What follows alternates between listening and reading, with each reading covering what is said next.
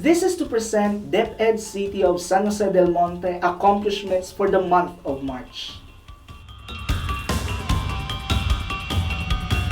DepEd CSJDM is now shifting from learning continuity to learning recovery as it continuously implements limited face-to-face classes. The first 8 schools that implemented limited face-to-face classes on February 21, 28, and March 7 were given school safety assessment tool compliance certificates by the regional director. On March 14, 2 additional public schools and 2 private schools started its implementation, Bagong Buhay F Integrated School and Cacahuate National High School, and First City Providential College and Immaculate Heart of Mary School.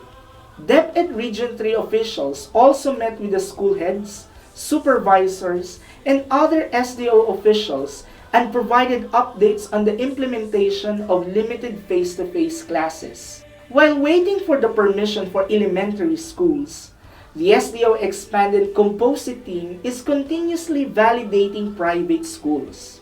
Meanwhile, the interaction series continues.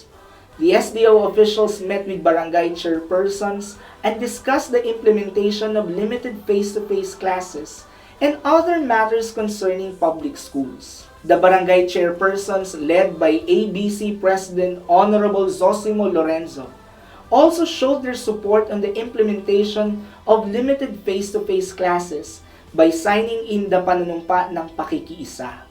To ensure that learners are provided quality education, some public secondary school learners joined in the international assessment to gauge their performance vis-a-vis global standards. San Jose del Monte National High School engages its learners using hybrid approach where one learning area is simultaneously taught by a teacher to learners online and limited face-to-face modality.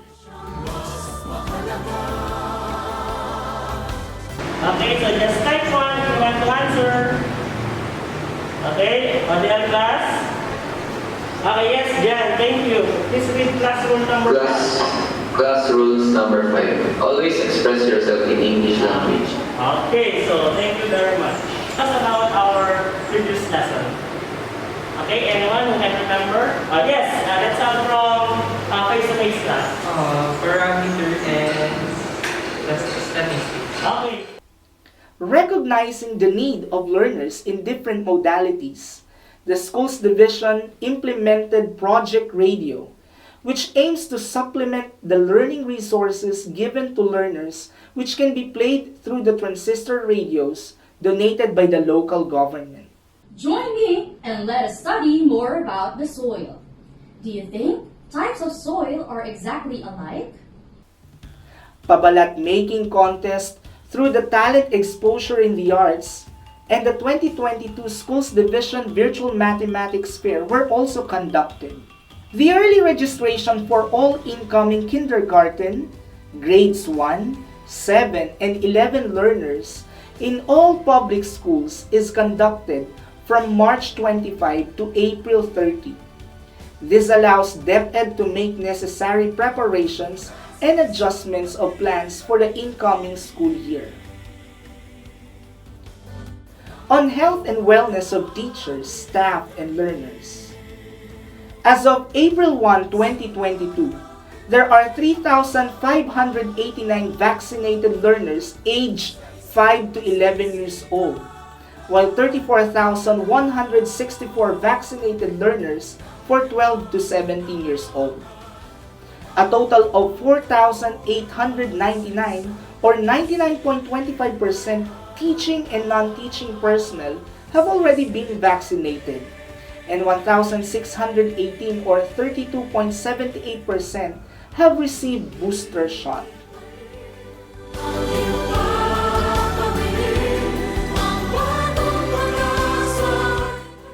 The regular vaccination campaign is continuously conducted, including the interface with City Health Officer Dr. Rosel Tolentino and DepEd school heads and other personnel.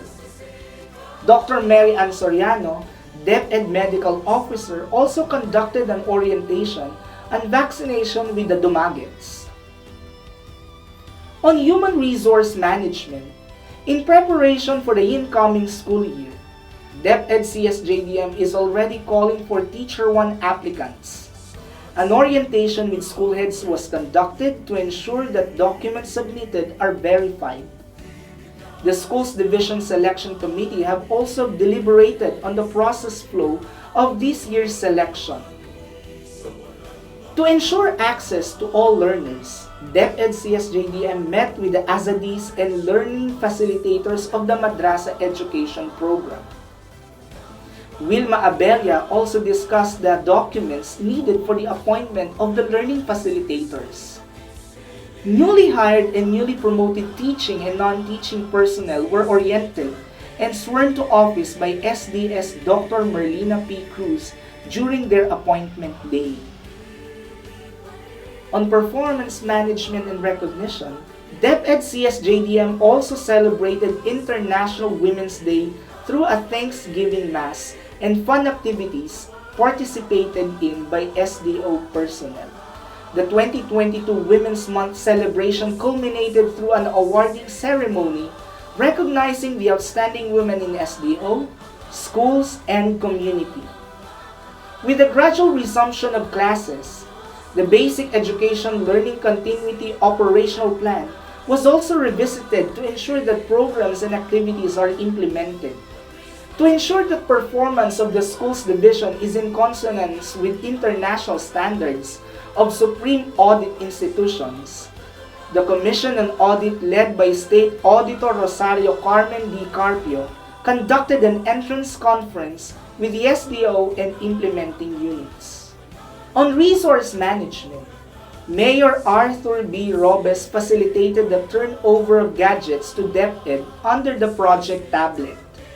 This is composed of 2 satellite receivers, 7,046 transistor radios with USB speaker, an MP3 MP4 player, computerization package for schools with 2,254 tablets, 34 laptops, and 10 desktops. Sites of schools are also inspected for additional needs and validate issues concerning sites. SDS Dr. Merlina P. Cruz, Attorney Benedict John Aure, Engineer Isaac J. Salinas, and Engineer Francis John Guevara conducted the inspection at Paradise Farms Community Schools, Kaipian Elementary School, Marangal National High School, and Marangal Elementary School on partnership and linkages. Another coordination meeting was held with Barangay Chairperson of Mulawin, Honorable Herson Paul Hayo, regarding the school site of the school to be established. Currently, the school is an extension of Francisco Holmes Elementary School until such time that Mulawin Elementary School will be given government permit to operate. In preparation for the 2022 national and local elections, a meeting was conducted with school heads of schools to be used as polling centers to finalize their preparations and resource needs. Mayor Arthur B. Robes conducted a meeting with DepEd regarding implementation of limited face-to-face classes and 2022 national and local elections. DepEd CSJDM presented the needs particularly on construction and repair of school facilities. The Schools Division participated in the national simulation on earthquake drill. Likewise, parents were trained on disaster risk and reduction. SDS Dr. Merlina P. Cruz, ASDS Dr. Erlea Villaros, and Attorney Benedict John Aure discussed PTA matters with FPTA President Alkim Breton together with the other FPTA officers. DepEd participated in the Ahon IPED conducted on March 28.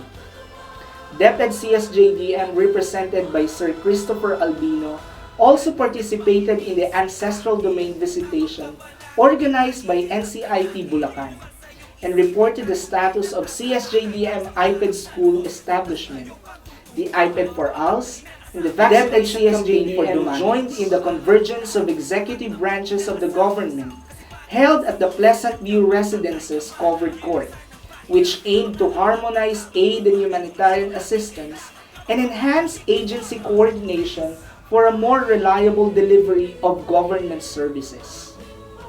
The City Tourism Office spearheaded the conduct of Bulacan Traditional Arts and Crafts class and shared the skills and expertise with the teachers in different categories. DepEd Region 3 officials visited the gallery and appreciated the artworks done by our local artists. DepEd City of San Jose del Monte shall continue its mission of delivering quality basic education through sulong edukalidad efforts and interventions, with a strong 57 public schools, 37 community learning centers, and 107 private schools.